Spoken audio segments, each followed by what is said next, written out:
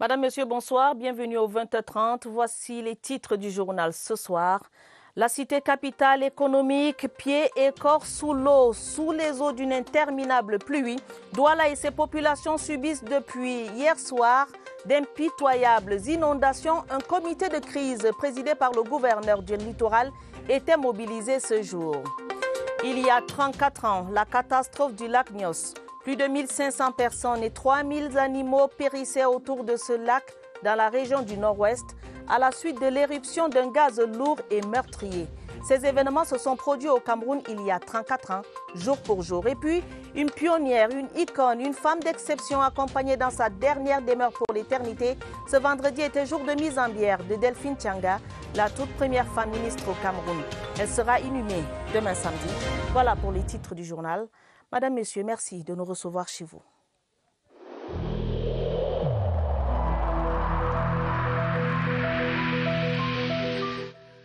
Le port du masque dans l'espace public restera obligatoire jusqu'à nouvel ordre.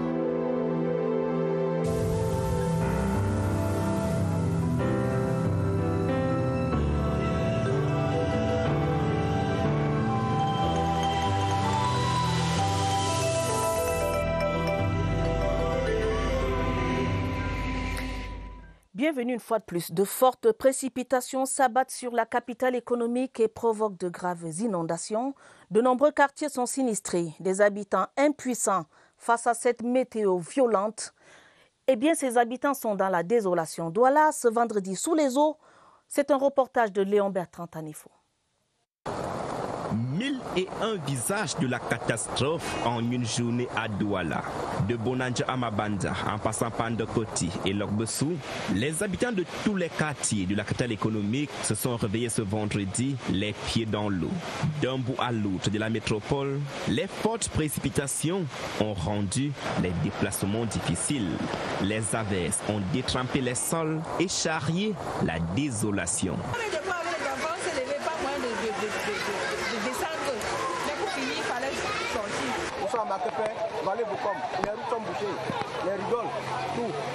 Toute la journée, le ciel n'a pas été clément. Les rues transformées en rivières, les bâtiments noyés dont seul le toit apparaît sont autant de clichés illustrant la gravité des inondations.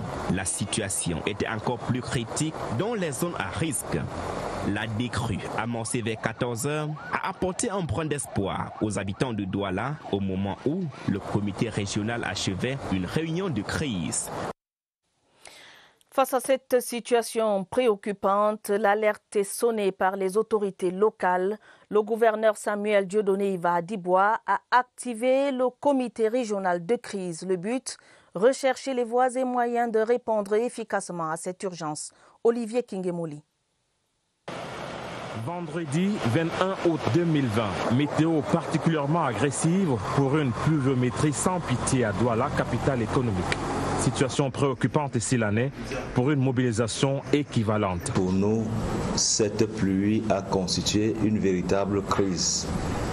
Et le plan Orsec nous impose ainsi de pouvoir l'activer et de trouver des voies et moyens pour apporter solution à ce grave sinistre. Généralement arrosé par le fleuve Vori, les averses de ce 21 août ont rencontré des conditions favorables dans des zones dites à risque. Nous avons ainsi la zone de Makepe Misoke qui avait été prise un peu comme une localité à observer.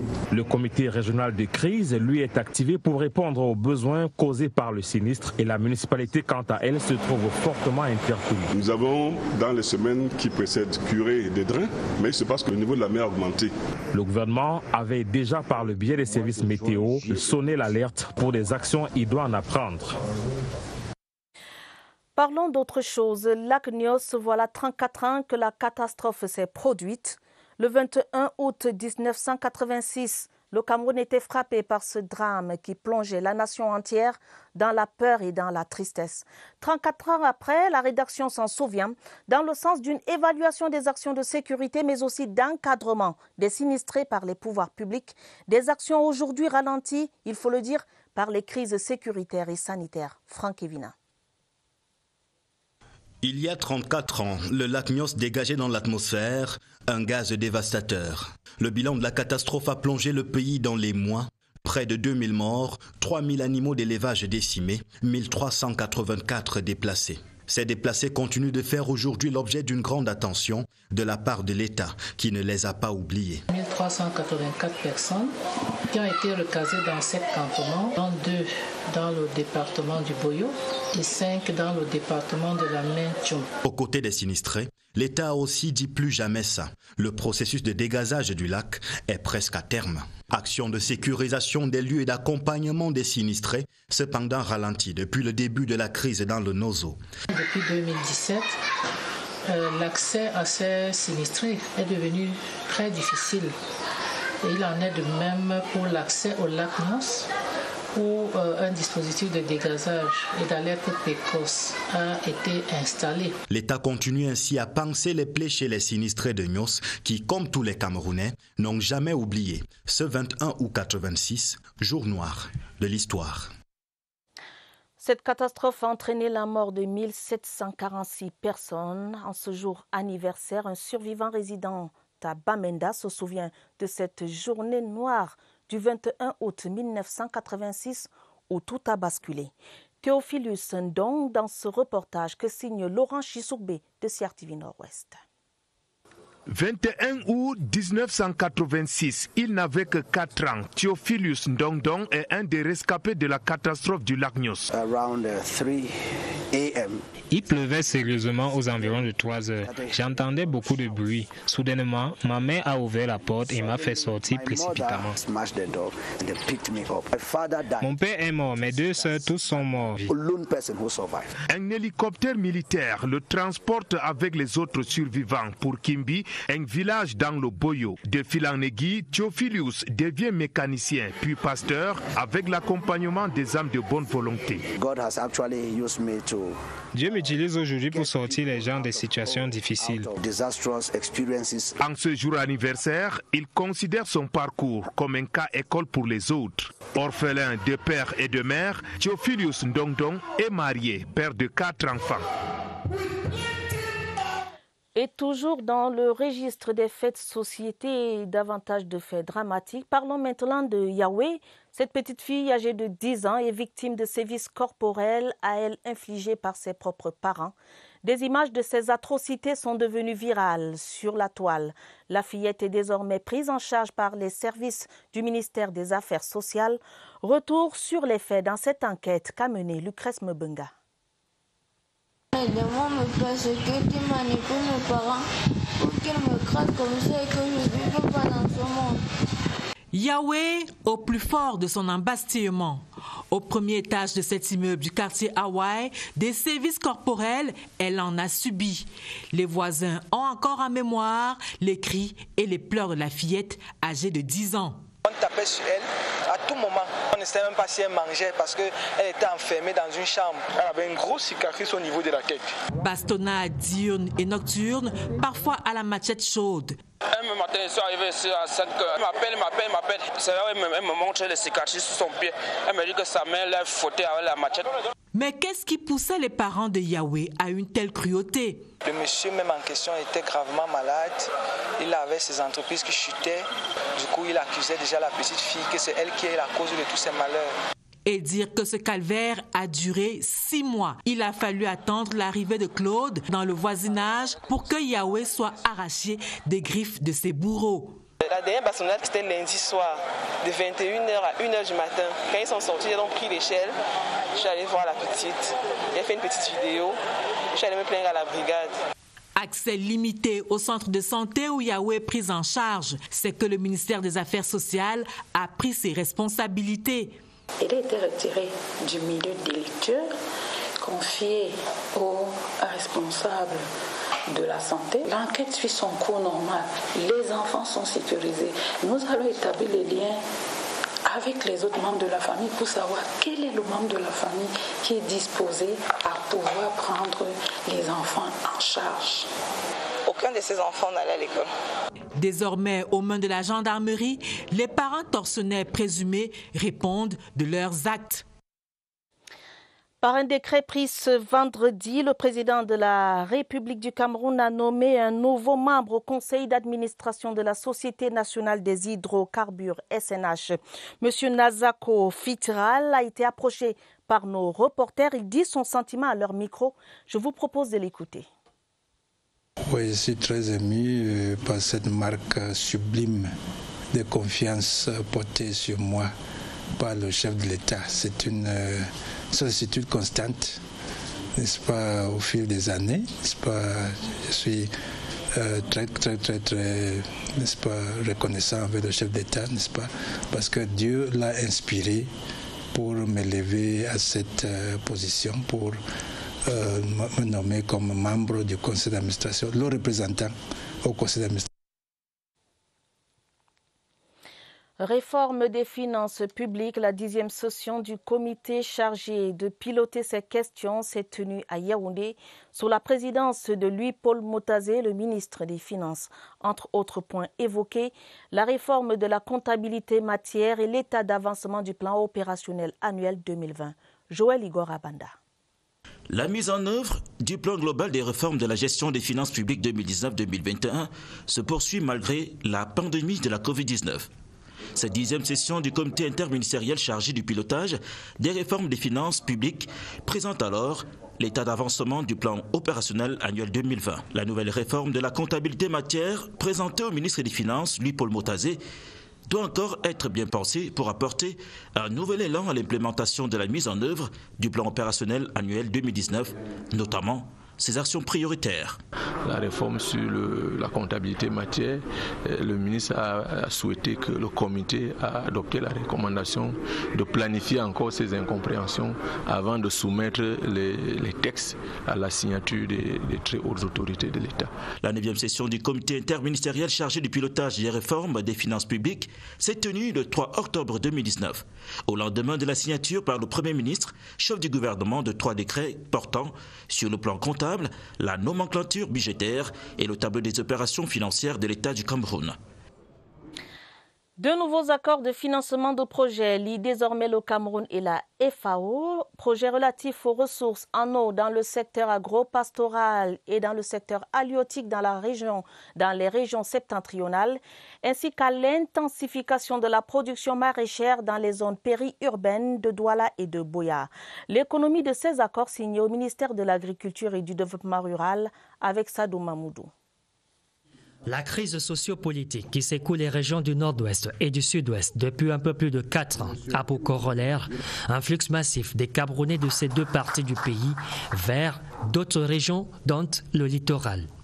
D'où le choix des villes de Boya et Douala pour le sarclage du projet d'intensification de la production maraîchère dans les zones périurbaines. On va travailler avec des fermiers pilotes pour tous les itinéraires techniques, mais aussi on va renforcer les capacités afin d'améliorer, d'apporter des nouvelles techniques de production sur des espaces très courts. Induction directe sur la stratégie nationale de sécurité alimentaire et des collectivités décentralisées.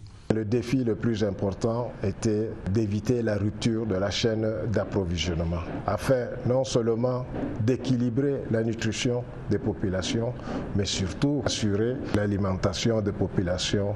Très attendu, le début des études de faisabilité. Le nouvel ambassadeur de la République de Corée au Cameroun a été reçu cette mi-journée en audience par le président de l'Assemblée nationale. Le chef de chambre Cavaye Guédibril et son hôte, son Excellence Kim Yong-ga, ont passé en revue la coopération bilatérale et spécifiquement parlementaire entre le Cameroun et la République de Corée. Le compte-rendu d'audience Claristan. Son Excellence Kim Jong-un, en terre camerounaise depuis quelques jours, se fait le devoir de s'entretenir avec les plus hautes autorités de notre pays. Avec le très honorable Cavaye Guédibril, le diplomate coréen, visiblement heureux de cette première entrevue, a feuilleté les belles pages de la longue relation d'amitié et de coopération entre la Corée et le Cameroun. Depuis 1961, de bons points ont été inscrits dans le cadre du développement humain. Nous avons discuté des moyens de renforcer la coopération entre nos deux pays, surtout la coopération parlementaire. Au terme de l'entretien entre la troisième personnalité de la République du Cameroun, le très honorable Kavaye Guédibril, et son hôte, l'on peut conclure sans risque de se tromper que la relation entre Yaoundé et Séoul va se renforçant. Le centre des urgences de Yaoundé, la technologie agricole, le système électronique de gouvernance et la haute technologie de l'information et de la communication témoignent à suffisance de cette volonté commune.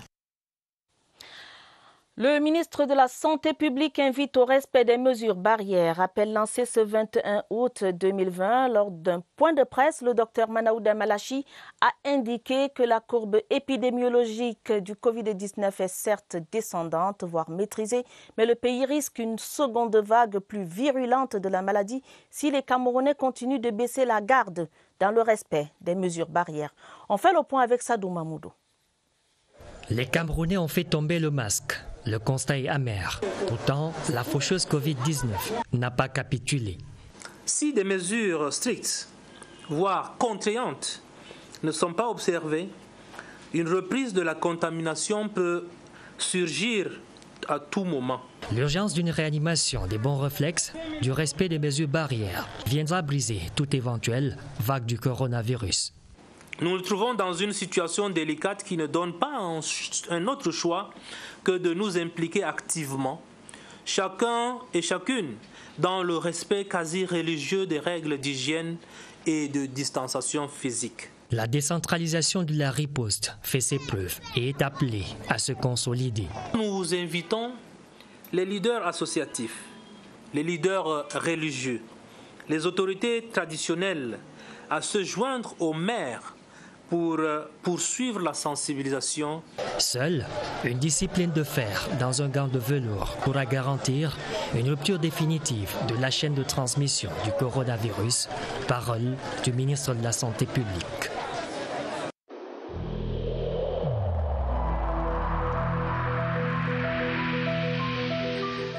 N'oublions pas que la négligence d'une seule personne peut nuire gravement à l'ensemble de la communauté.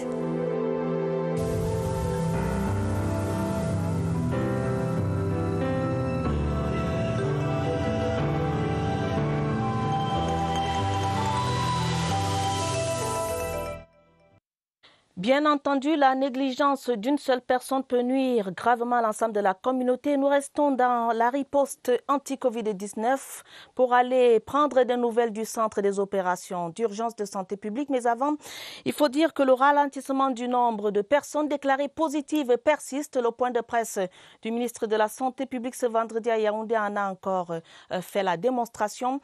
Allons prendre d'autres chiffres donc au centre des urgences de santé publique avec Évariste Yenga. Évariste, bonsoir. Que doit-on retenir ce soir? Vous êtes certainement en compagnie de votre invité. Vous avez l'antenne.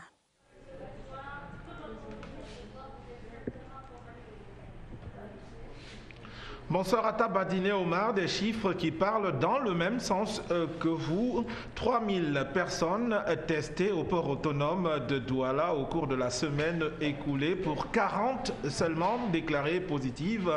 Un peu plus de 20 000 testés à l'extrême nord pour seulement 2 cas positifs. Voilà des chiffres qui vous indiquent à suffisance et à grand renfort des déclarations du ministre de la Santé publique que les cas positifs sont toujours en situation de ralentissement. Et à cette période de dépistage massif, il y a, à côté de ces chiffres, il y a les cas douteux. On en parle ce soir pour en avoir une idée claire. L'expertise convoquée est celle du docteur Tanyou Kam Goupo Polala. Il est virologue du Centre Pasteur de Yaoundé. Bonsoir docteur. Bonsoir Évariste. Dites-nous, dans le cadre du dépistage Covid-19, un cas douteux, à quoi cela renvoie et quelle est sa récurrence dans cette mouvance de dépistage massif? Ok, merci Évariste.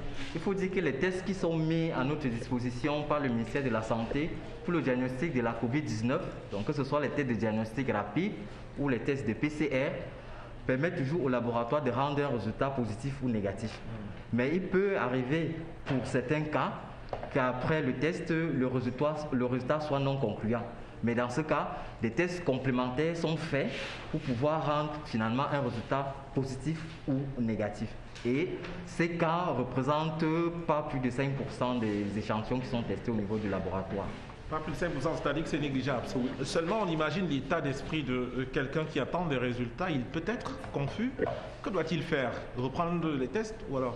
Ok, bon, au niveau de celui qui reçoit le résultat, nous pouvons avoir deux possibilités. Par exemple, un individu qui est dit asymptomatique, c'est-à-dire qu'il ne présente aucun symptôme, mais pour lequel le laboratoire lui rend un résultat positif. Donc il faut comprendre que ce n'est pas une situation anormale, car plus de 50% des cas positifs dans notre contexte sont asymptomatiques. Il s'agit pour les patients, non, de se montrer juste un peu plus patient. Oui, il faudrait pousser patients de continuer juste à respecter les mesures barrières, de respecter les mesures barrières. Donc, et vous pouvez avoir maintenant d'autres cas, un patient qui est symptomatique, mais dont le laboratoire lui rend un résultat négatif. Ça, cette situation peut être également due au fait que les symptômes peuvent être dus à d'autres virus respiratoires. Donc, pour ces patients, ils devraient juste contacter le 1510 ou se rapprocher des postes fixes de prélèvement si les symptômes persistent.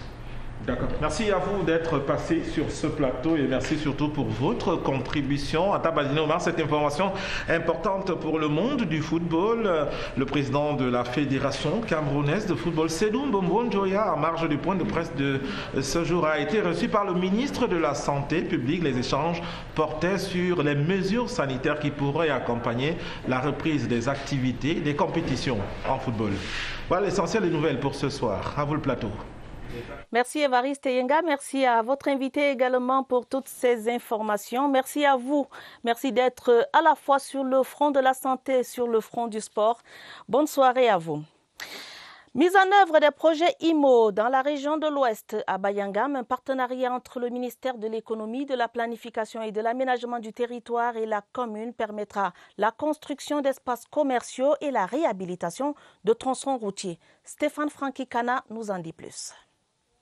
Le train de la décentralisation et du développement local est lancé à grande vitesse dans la commune de Bayangam. Le projet de construction de 2 blocs de 10 boutiques chacun et d'un hangar de 29 étals accompagné de la réhabilitation du tronçon Chefri Batoufam, carrefour Panvé long de 4 km 300 qui vient d'être lancé, va donner un visage des plus reluisants à l'ancien péage de Bayangam. Pour nous, il s'agit d'abord de lutter contre le désordre urbain.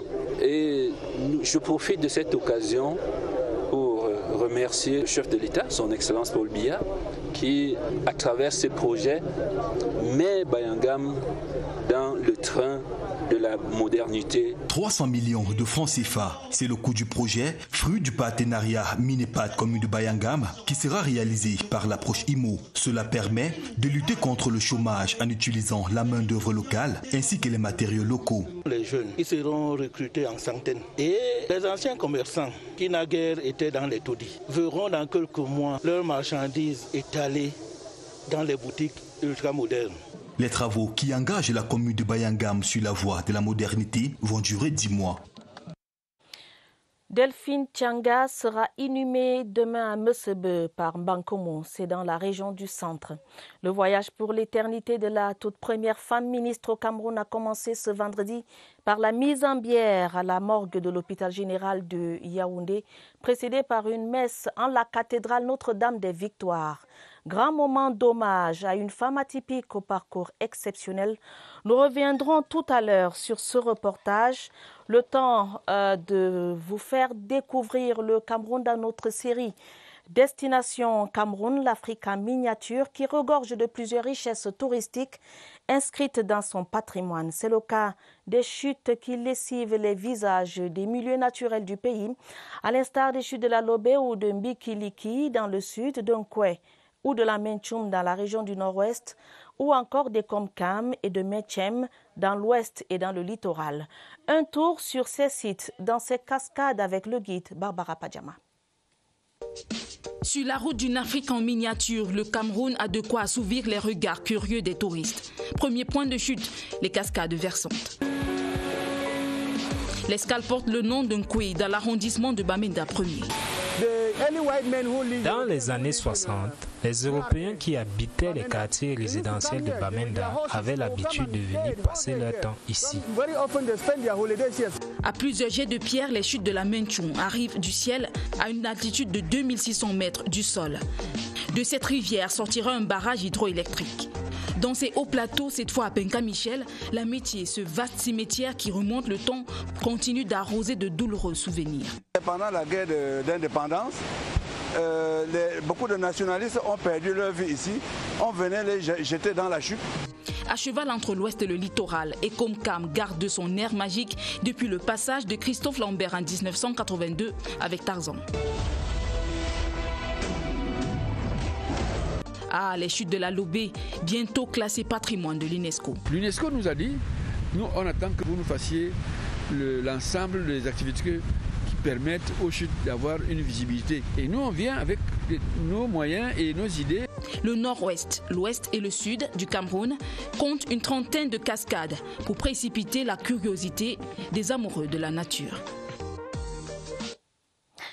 Je vous le disais il y a quelques instants, Delphine Changa sera inhumée demain à Mesebe par Mbankomo dans la région du centre. Le voyage pour l'éternité de la première femme ministre au Cameroun a commencé ce vendredi par la mise en bière à la morgue de l'hôpital général de Yaoundé, précédée d'une messe. Les détails avec Augustin Guizana. Une Amazone est sur la voie d'un voyage sans retour après avoir été confiée au Très-Haut en la cathédrale Notre-Dame des Victoires de Yaoundé. Pionnière politique de l'ère du multipartisme au Cameroun reste gravée dans la mémoire des membres du gouvernement, des institutions et autres formations politiques. Toutes nos excuses pour la qualité sonore approximative de ce reportage. Nous espérons qu'avec l'aide de la technique, la prochaine fois, ça se passera mieux. Parlons de sport. Avant de revenir sur ce papier consacré à Delphine Changa, le paysage sportif national s'enrichit d'une nouvelle structure. L'Institut des sports et de l'éducation physique Françoise Mbango ouvre ses portes le 5 octobre prochain à Yaoundé. L'ambition de cette nouvelle école, offrir aux jeunes une formation supérieure dans les sciences et techniques des activités physiques et sportives, mais aussi en management du sport. Je vous propose d'écouter la promotrice du dit projet, Françoise Mbango Étonnet, la double médaillée d'or aux Jeux Olympiques, était l'invitée du 12h sur cette antenne. Écoutez plutôt. Alors pour moi, c'est quelque chose d'important et de primordial, surtout pour les jeunes qui veulent entrer dans le domaine des sports, des sciences, des techniques, des activités physiques et sportives. Pour moi, c'est une occasion, une opportunité de donner à ceux-là qui n'ont pas encore eu l'opportunité de pouvoir se former dans ce domaine, dans le milieu STAPS, de pouvoir revenir à l'Institut Françoise Mbango pour se former. Je peux leur assurer de la meilleure formation possible, du sérieux du travail que nous allons donner. Nous vous donnerons de plus amples informations sur les obsèques de Mme Delphine Changa dans nos prochaines éditions de journaux télévisés. Fin de ce journal préparé avec la collaboration de Mirabel Tala. Prochain rendez-vous avec l'information, ce sera à minuit. Madame, Monsieur, votre fidélité nous honore. Prenez soin de vous, prenez soin de vos familles. Bonne soirée à tous. Demain sera meilleur.